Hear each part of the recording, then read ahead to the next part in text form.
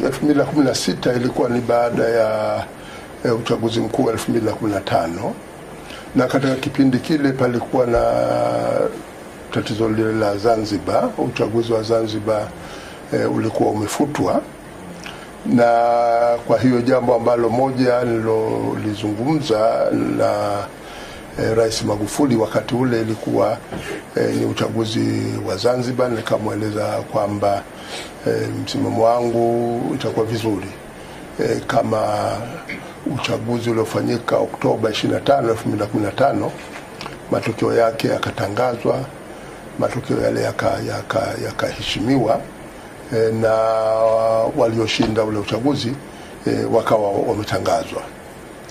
Yeye alinieleza kwamba yeye hana tatizo lolote, lakini lolote ambalo Wazanzibari watakaloliamua yeye ataunga mkono, au swala lolote lile litakaloamuliwa na mahakama basi yeye ataliunga mkono. Kwa hiyo yeye ule uchaguzi umefanyika Zanzibar, na ni taasisi za Zanzibar ambazo ndizo zina mamlaka ya kuweza kulishughulikia swala hilo, lakini yeye kama rais wa Jamhuri ya Muungano wa Tanzania ataunga mkono swala hilo. Pia nilimuomba aweze kupata fursa ya kukutana na Maalim Seif Sharif Hamad, lakini pia akanieleza kwamba basi haya ndio alonieleza kwamba yeye ataunga mkono lolote lile ambalo litakaloamuliwa na Wazanzibari au mahakama za Zanzibar zitakavyoamua, au swala la mahakama itakavyoamua kuhusu swala hilo, yeye ataliunga mkono, na ujumbe huo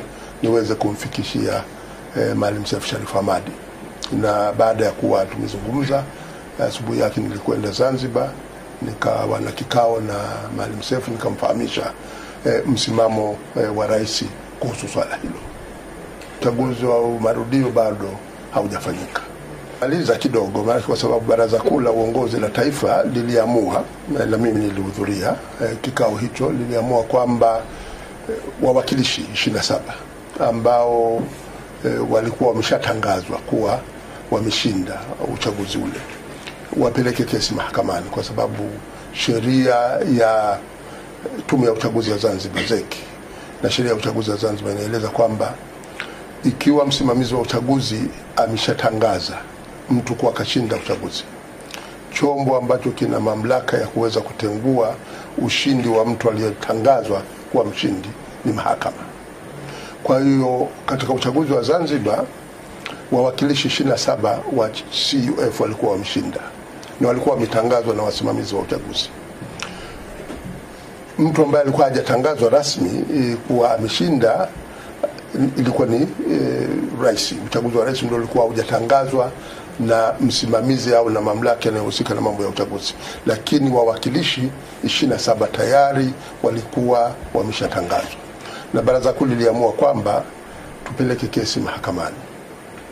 Na mimi naamini kabisa tungepeleka kesi mahakamani, hata kwenye mahakama za Zanzibar, wale wawakilishi wangekuwa wawakilishi, kwa sababu tatizo lilikuwa ni kwenye uchaguzi wa rais. Kama uchaguzi kurejewa, basi ungerejewa uchaguzi wa rais.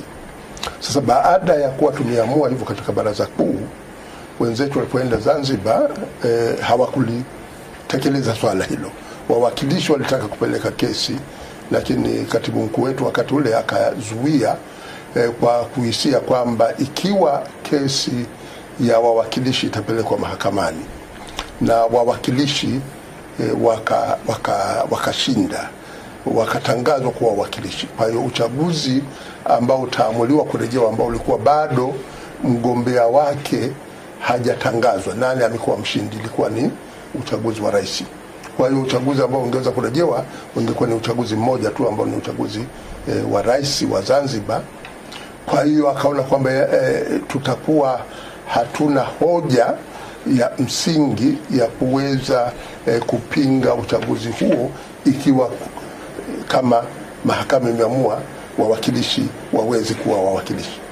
Kwa hiyo ikawekwa ile kesi haikupelekwa tena mahakamani, na tume ya uchaguzi ikatangaza kwamba uchaguzi wote wa wawakilishi na wa rais unarejewa. na kwa hiyo sisi hatukuweza kushiriki katika uchaguzi huu. Maana tunataka kusisitiza kwamba tupeleke kesi mahakamani, alau kwa wale wawakilishi, kwa sababu tungepeleka kesi mahakamani, na tulikuwa na mwanasheria katika baraza kuu Abubakar Hamisi alitueleza kabisa kwamba hii kesi tukiipeleka mahakamani tunashinda, na hata kama tusiposhinda kwenye mahakama za Zanzibar, hii kesi unaweza ukakata rufani, kwamba ilivyo na sheria ilivyo ya uchaguzi iko wazi. Kwa hiyo tungekuwa na wawakilishi 27 ndani ya baraza la wawakilishi, hata hizi sheria zingine zilizobadilishwa na sauti katika shughuli za kutunga sheria za Zanzibar, na hata kudai swala zima la uchaguzi wa rais la 2015, tungekuwa na nguvu zaidi za kisiasa tukiwa na wawakilishi 27 ndani ya baraza la wawakilishi. Kwamba nihudhurie baraza kuu la uongozi la taifa, na mimi baada ya uchaguzi kufutwa nilisubiri wenzangu waweze ukubara waweze kutoa kauli, na hamna mtu alotoa kauli. Nikazungumza na katibu mkuu kumweleza kwamba hali hii sio nzuri. Kwa kawaida jambo likitokea Zanzibar huku bara tunakuwa tunalishughulikia, na tukakubaliana niweze kuzungumza na waandishi wa habari kuhusu swala hilo, na nikatoa tamko kwamba uchaguzi wa Zanzibar uheshimiwe, na uchaguzi uliofanyika tarehe 25 Oktoba ndio huo uheshimiwe, aloshindwa aweze kutangazwa. Na mahali mwenyewe baada ya kuzungumza na waandishi wa habari, nadhani hata watu wa Mwananchi walikuwepo, mahali aliniandikia email akinipongeza kwamba anashukuru sana kwa jinsi nilivyolieleza swala zima na kuweza kuwaelimisha Watanzania. Kwa hiyo katika vikao vya baraza kuu vilivyokuwa vinajadili mambo, nilikuwa naletoa mwaliko kwamba niweze kuhudhuria vikao hivyo tuweze kujadili. Nakumbuka hata katika kikao kimoja tulipofanya maazimio hayo kwamba tuweze alau tupeleke kesi hiyo mahakamani, na vikao vingine hata wajumbe, na nadhani alikuwa wakati alikuwa Katani, alikuwa mjumbe wa baraza kuu, akasema kwamba hapana, haya maamuzi ili yaweze kuwa na uzito tumuombe Profesa Lipumba ndio aweze kuyasoma maamuzi hayo. Nikasema hapana, kwa kuwa wakati ule wakili Taslima ndio alikuwa ongoza vikao hivyo, basi yeye aweze kuendelea na kuweza kutoa maelezo. Kwa hiyo nilikuwa nashiriki na karibishwa na ninazungumza katika mchakato wa kuelekea uchaguzi mkuu wa 2015. Tulikuwa katika UKAWA, na UKAWA ulikuwa umoja wa katiba ya wananchi ulioanzishwa kuweza kutetea maoni ya wananchi yaliyotolewa na yakarasimiwa na yakawekwa kwenye rasimu ya Jaji Warioba, rasimu ya katiba. Iliposhindikana kuweza kuipitisha rasimu ya Jaji Warioba katika bunge la katiba, tukasema tuweze kushirikiana katika masuala ya uchaguzi. Tulianza kushirikiana katika uchaguzi wa serikali za mitaa. Palikuwa na matatizo ambapo baadhi ya wenzetu ndani ya Chadema waliweza kuwahi kwenda katika maeneo mbalimbali ya ambako tuna nguvu, wakaweza kuwachukua wanachama wetu kuwa wagombea kwa tiketi ya Chadema. Hili tulijadili katika vikao vyetu, tukasema hili lisiweze kutokea tena. Tukaendelea na mchakato huo wa kuweza kufanya ushirikiano. Katika mchakato huo wa kuweza kufanya ushirikiano tulikuwa na kikao kimoja kiliitishwa Zanzibar, na kikao hicho, kabla ya kukiitisha kile kikao na kukianzisha kile kikao, Freeman Mbowe ambaye alikuwa ni mwenyekiti wa Chadema akanieleza mimi kwamba ameitwa na Maalim Seif kuweza kwenda kuzungumza naye kabla ya kikao chetu. Sasa yeye ajui kama ameitiwa kitu gani. Je, mimi naelewa, lakini katibu mkuu wangu wakati ule alikuwa hajanieleza, kamuita Freeman Mbowe kuweza kufanya mazungumzo. Lakini nikamweleza Freeman, wewe nenda tu, hamna wasiwasi, mtafanya mazungumzo, badilishane mawazo. Baada ya kikao hicho, siku ya pili ndio tukafanya kikao cha UKAWA rasmi.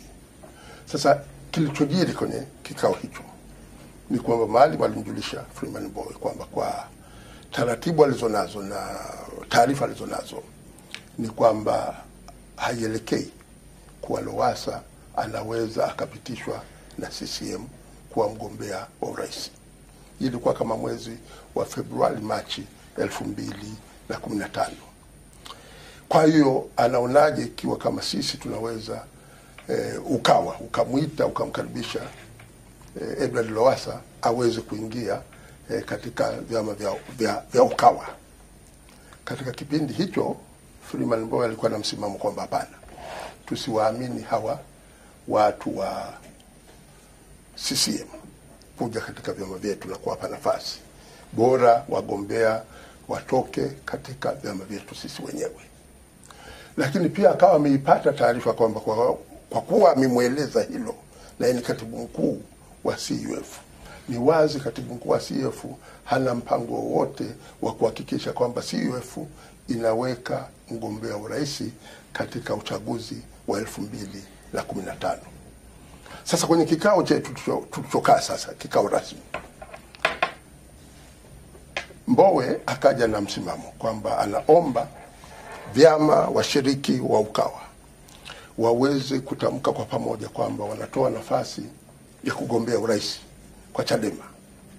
Lakini vile vile kwa kuwa Chadema inaelekea kwamba itakuwa na wabunge wengi, kama tutashinda, basi Chadema pia wapewe nafasi ya kuweza kuteua nani atakayekuwa waziri mkuu.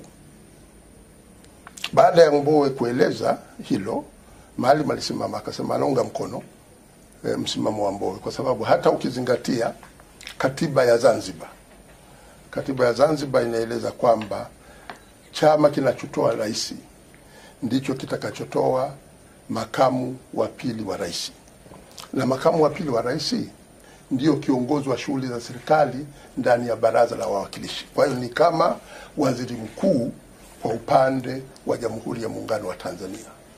Kwa hiyo hoja ambayo anayoitoa Mbowe kwamba kama Chadema kitatoa mgombea urais, basi ipewe nafasi ya kuteua waziri mkuu, ni hoja ambayo ni ya msingi.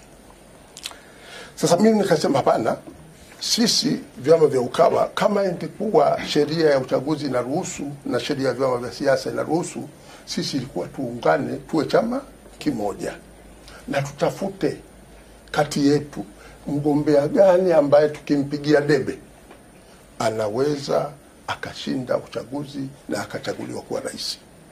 Lakini wenzetu mnakuja na hoja kwamba Chadema itoe mgombea urais, na pia tukishinda iutoe waziri mkuu. Sasa je, sisi huku wengine huku katika shughuli hii tutakuwa tuna nafasi gani? Je, sisi ni wasindikizaji tu katika shughuli hii?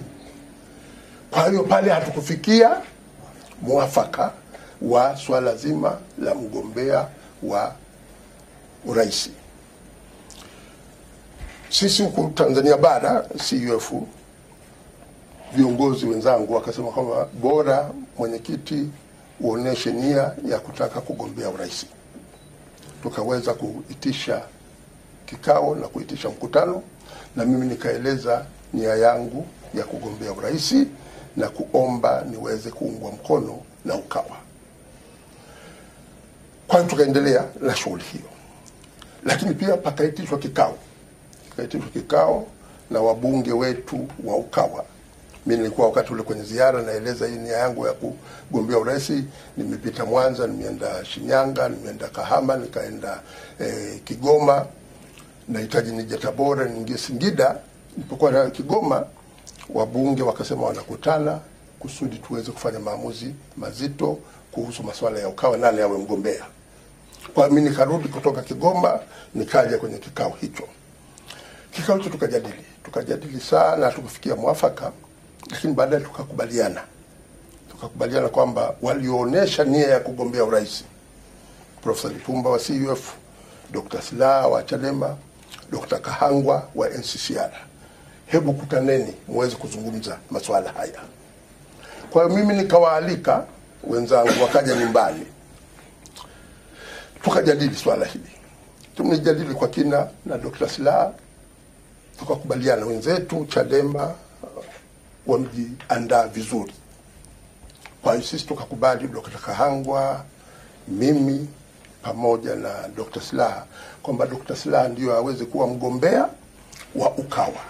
Tumefanya mazungumzo haya nyumbani kwangu, na Dr. Slaa baada ya kufanya mazungumzo haya akawa ananieleza kwamba ulipokuwa unatoa hotuba yako ya kutaka kuweka nia ya kugombea urais, ulisema kwamba ndani ya CCM kuna watu ambao mafisadi wakubwa, badala ya kupelekwa mahakamani wanakwenda kuchukua fomu za kugombea urais. Akasema kazi ya kupambana na ufisadi haitakuwa nyepesi, itakuwa kazi ngumu. Akanitolea mfano wa kwamba yeye alipokuwa mwenyekiti wa kamati ya fedha ya serikali za mitaa LAC, sema alikuwa walienda kukagua Monduli, wakakuta nyumba za walimu zimejengwa, lakini nyumba za walimu hizo zimejengwa kwa vianzio vitatu. Kuna TANAPA, shirika hili la mbuga za wanyama, limetoa fedha, TASAF, World Bank imetoa fedha, na halmashauri ya Monduli imetoa fedha. Yani vianzio vitatu vimetoa fedha za kukamilisha mradi huo. Asema kwa hiyo bwana, swala hili la kupambana na ufisadi halitakuwa jepesi, ni swala gumu, ufisadi umetapakaa sana. Sasa baada ya kuwa tumekubaliana hayo, kumbe wakati huo huo pana majadiliano ndani ya Chadema na Edward Lowassa aweze kuingia ndani ya Chadema, na baadaye Edward Lowassa ndio akateuliwa kuwa mgombea wa urais wa Chadema. Nilipata wakati mgumu. Kwa nini nilipata wakati mgumu? Kwanza natambua kuwa wazo hili mwanzoni liliweza kutolewa na katibu mkuu wangu, na wakati ule Chadema hawakuliunga mkono, walilikataa. Lakini pili, sisi ndani ya upinzani, kwa nini tuliungana na Ukawa? Tuliungana katika Ukawa kwa sababu rasimu ya katiba ya Jaji Warioba iliweka misingi ndani ya katiba ya namna ya kuweza kupambana na swala zima la ufisadi na kuhakikisha rasilimali za nchi na mali ya asili ya nchi inatumiwa vizuri kwa manufaa ya wananchi wote. Sasa leo hii wenzangu ndani ya Chadema wanasema kwamba Edward Lowassa ndio awe mgombea urais. Sio tu kwamba umewakaribisha watu waingie katika chama, watu waliotoka CCM, lakini hapana, unawakaribisha kwamba Edward Lowassa awe mgombea wa urais. Nakumbuka Dr. Slaa alipokutana kwenye mkutano wa hadhara Mwembe Yanga, alieleza orodha ya mafisadi akiita list of shame. Wa kwanza aliomtaja alikuwa Edward Lowassa. Wakati mimi nazungumza naye nyumbani, ananieleza bwana, swala la kupambana na ufisadi sio swala jepesi. Ananitolea mfano wa halmashauri ya Monduli ambapo mradi wa kujenga nyumba umegharamiwa na mifuko mitatu tofauti. Sio kwamba kila mmoja alikuwa anatoa thuluthi moja, hapana. Kila mfuko unasema kwamba umekamilisha ujenzi wa nyumba hizo. Sasa nipite nchi nzima, naenda kumnadi Edward Lowassa kwamba huyu ndiye atakayekuwa kamanda wa kupambana na ufisadi, kwamba nasema nifike Tabora, haki kwamba nawaletea kamanda wa kupambana na ufisadi. Nani? Ni Edward Lowassa. Akasema Wazaramu wanatutania sana kwamba mzigo mzito mpe Mnyamwezi, lakini mzigo huu wa kumnadi Lowassa kuwa ndio kamanda wa kupambana dhidi ya ufisadi, hata Mnyamwezi mimi ulinishinda. Ndipo nikaona kwamba kwa kweli katika hali hii hapana, kwamba kuendelea katika hali na hiyo tarehe imeshafika Tarehe 1 Agosti mkutana kwenye baraza kuu, nikawaeleza wenzangu kwamba jamani, katika mazingira haya, na tayari Juma Duni ameshakubali kuwa mgombea mwenza wa Edward Lowassa. Kwa kweli katika mazingira haya, tukishakamilisha jambo hili, mimi nitakaa pembeni nisubiri shughuli hii iweze kuendelea, naendelea kuwa mwanachama, kadi yangu nimelipia mpaka 2020.